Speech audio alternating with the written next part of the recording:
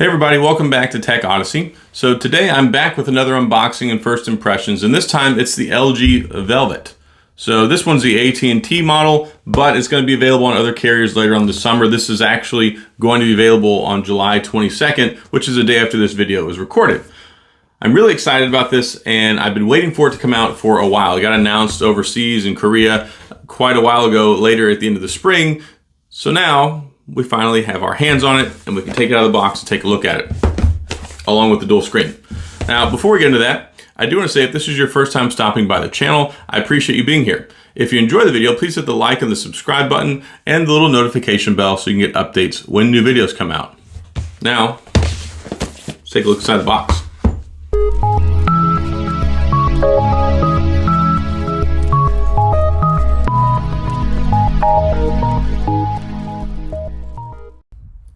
All right, now it's time to take the LG Velvet out of the box. I have the Aurora Silver version, but it also comes in Aurora Gray, Aurora Red, Pink, and White, and it's going to be carrier specific. Not all of them are going to be available at each carrier. Now that we've used our handy dandy unboxing tool, let's go ahead and take the top off of this and see what the phone looks like on the inside. Now here we are with the LG Velvet. I've been waiting for this phone to come out a long time, and it looks really, really nice. I've been intrigued by this ever since the rumors started coming out earlier in the year with the raindrop pattern for the cameras, the sleek design, and now I'm glad to finally have it in hand. It has a 6.8-inch OLED panel on it, which is a good size screen. It's only a 1080p resolution, but I'm perfectly okay with that at the $599 price point. We have a 12 megapixel peephole, or it's got the little teardrop thing, but cutout camera for the front-facing selfie camera. And then the camera's on the back, 48 megapixel for the primary shooter. Then there's a 8 megapixel ultra wide and a 5 megapixel depth sensor for the bokeh effect and all that stuff, plus the LED flash. I really like the way that this looks. I've had a couple of these glowy phones like the Note 10 last year and then the OnePlus 8, and they look a little on the fake side with too much of that rainbow effect, but this, I think they kind of nail it with this one. It looks good. Headphone jack on the bottom, USB-C connector. It's got a 4300 milliamp battery. It's running Android 10. No facial recognition, which I kind of wish that it had on there. That's really the only thing that irks me about this new thing that LG is doing. But it does have 120 gigabytes of internal storage, expandable to 2 terabyte, and it has 6 gigs of RAM, which is a little on the inside as well. However, we'll see how it works out before we make any judgments on that. It has all the documentation you're not going to read on the inside, which is why I didn't talk about it too much. Additionally, you have the SIM removal tool, and then you have a simple USB-C cable, and you have your charging brick, which you can use to charge the phone up. Now, as far as the lettering goes on the charger, it says 5 volt 1.8 amp or 5 volt or 9 volt 1.8 amp. Maybe it has dual amperage on here depending on what it's plugged into. I haven't seen that before, so I guess it charges pretty quick. Moving on and taking a look at the dual screen now, I want to go ahead and show you this as well. One of the cool things that LG has done here in like the last 12 months, it started with the LG G8X, the V50, the V60. Now we have the LG Velvet, which is also taking advantage of the dual screen. I don't know if this is going to come with it. I don't know if they're going to be priced separately, but it is really nice, and it has the second screen on the front of it, which is a little monochrome display. You can see the date and the time, all that good stuff, get some notifications, but then it opens up. It works as a case, but it also has the second screen on the left-hand side so that you can multitask, you can do all sorts of things with it, and it looks pretty cool. I like how this is color matched to the phone. I don't know if the other ones are going to be that way or if they're all just going to be silver, but this silver on silver looks pretty darn sleek. I'm impressed with it. When you open up the case, that's where the little mag lock is. The way this works, it has little pins on the bottom. It connects and it seals magnetically, so you don't have to worry about it falling off or disconnecting. And then you plug in your regular USB-C charging cable, which is how you charge the phone inside of the case. The case itself does not have a battery. It relies on the battery from the phone to power it. So just so you know, if that's plugged into there, then it's something that's going to drain your battery even faster, because instead of using a 4300 milliamp battery for one screen, you're going to be using it for 2 screens. But you can see it fits on here really nice. It gives you a degree of protection. It protects the front of the screen as well, so you don't have to worry about a screen protector this way. And I think it looks sleek. Going back to what I said earlier, it does not have facial recognition, which I really wish that it did because I use that a lot, but I also do like having the fingerprint sensor, which you can see works well here. It's the optical fingerprint sensor. It's not like the ultrasonic one like Samsung has, but this is very popular in a lot of phones, namely OnePlus, LG, they use it, and it works really well.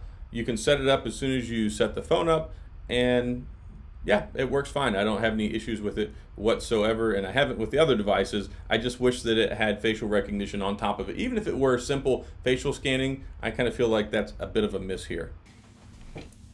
Ta-da! Here we are with the LG Velvet.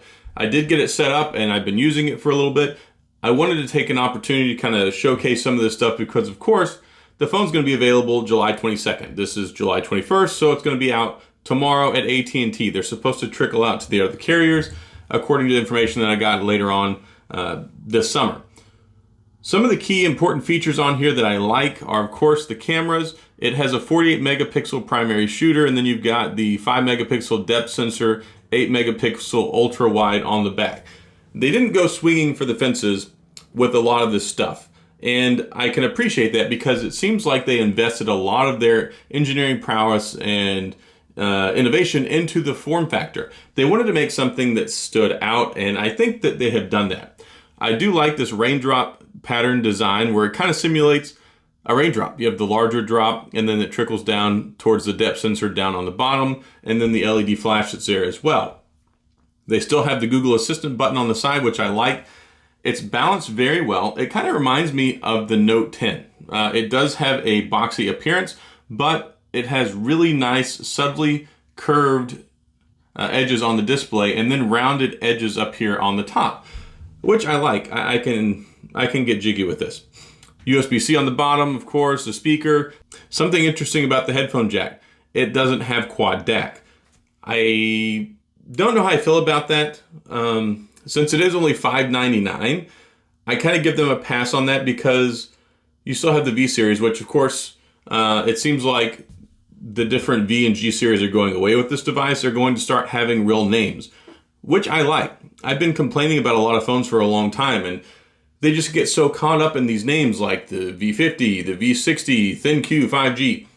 It's just the LG Velvet. It's nice, it's simple. I think they might be ahead of the power curve on this one, and I do like that. SIM tray up on the top. It does have SD card support up to 2 terabytes.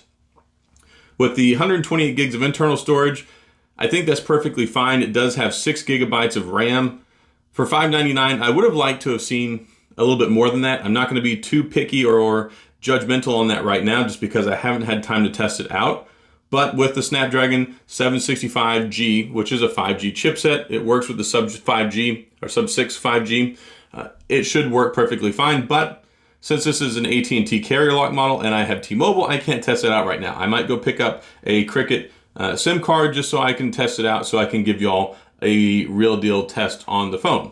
I really, really like the back. Normally, I don't really care for this whole glow effect, but this one seems to lean primarily towards color, and then it has the aurora effect, like aurora borealis. You know, you can see it up in the sky. You live in Alaska. It doesn't have facial recognition. It does have IP68 dust and water resistance, 4,300 milliamp battery, which should be perfectly fine with the Snapdragon 765. And of course, they sent me this case too, which I'll go ahead and put on here. Yours, I imagine, will not come with the case, but they do have some neat little cases, and this is actually a wallet one. I'm gonna have to try and find a screen protector for it. That might also be an issue. I'm gonna search for that. One thing is I'm going to do a 72-hour impressions video. I don't like to, I haven't really had time to use the phone that much. So this is just unboxing first impressions just so you can see what's in the box and kind of get an idea for what it looks like because it's brand new. You haven't had a chance to look at these yet. So I'll do my 72-hour impressions video in a couple of days, and we'll come back and touch on some more of those things. And then, of course, like we saw earlier, we have the dual screen. Now, the dual screen, it's a monochrome screen. You saw in the clips earlier that it just gives you some of the status information, which I like. And this is basically the same as the one that's on the V60. And then we have the mag lock on the bottom, which is what allows you to plug the USB-C in and charge your phone while it's in the case. So, yeah, lots of stuff here, lots of things to digest. But overall, I think it's cool. And I'm glad that it's only $599. we're right on the verge of the Samsung Unpacked event where, of course, they're going to talk about their $1,000 phones. The iPhones are just around the corner. I'm sure those are going to be expensive. Of course, they'll have a lower price model. It's really refreshing seeing a company like LG come out with something this nice, this sleek, that feels premium, but still at a $599 price point. And I don't want to get too caught in the weeds with the other ones because the carrier pricing and the incentives and the deals are likely going to be unique to each individual carrier. And I don't know if they're going to have a millimeter wave version for Verizon that's going to cost more. So, I mean, like $50 more, but still, that's how it was with the V60. I kind of expect to see that, but don't quote me on it because I just don't know at this point in time. But overall, it feels nice. I mean, it feels premium. It looks premium. And I like it so far. And I got everything set up. I'm just getting a chance to use it now. And I like these animations when you start it up too. And that is pretty cool. That's all I've got. If you have any questions or comments, please feel free to leave them down in the comment section. I'll get back with you. If you enjoyed the video, please hit the like and the subscribe button and the little notification bell so you can get updates when new videos come out. As always, I appreciate you being here. Thank you for watching, and I'll see you guys next time.